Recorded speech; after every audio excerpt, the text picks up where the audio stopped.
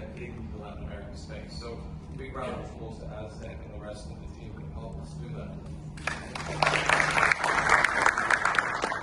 The apology, on the other hand, is my Portuguese and Spanish is terrible, so I'm not going to labor you with going through that conversation.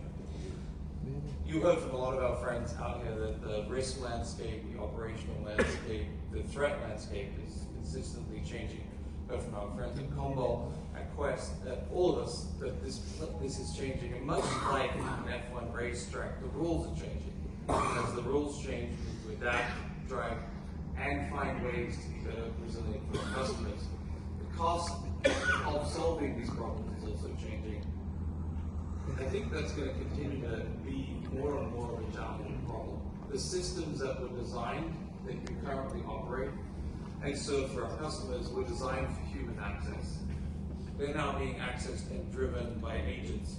And agents work at a much faster speed and much faster impact to organizations on human data. So for us, we've looked at the success that we've had over a long period of time and made a little bit of a shift. We think this problem needs to be solved fundamentally differently. If you think on the left-hand side, data resilience is where we came from. We made a big acquisition very recently for a company called Security AI. And our thought process is data security posture management plus data resilience combined is the only way to solve for AI in the future and the landscape that we operate in.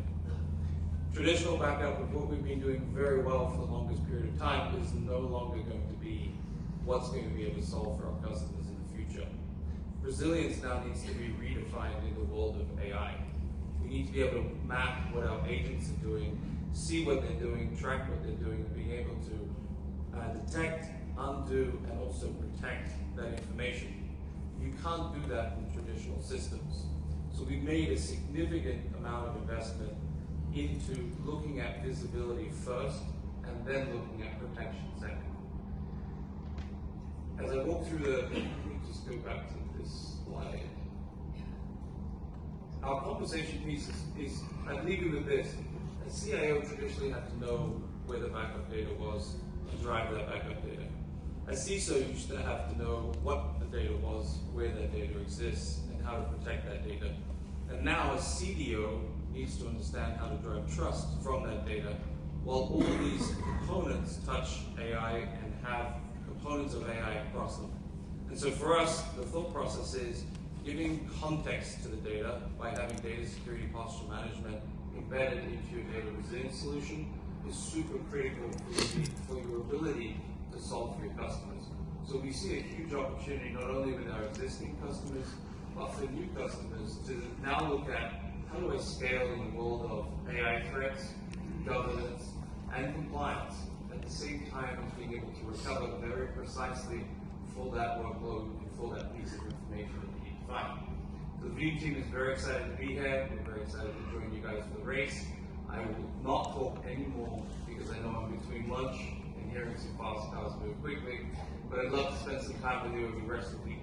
And thank you, Adistec, again for having us here for this week.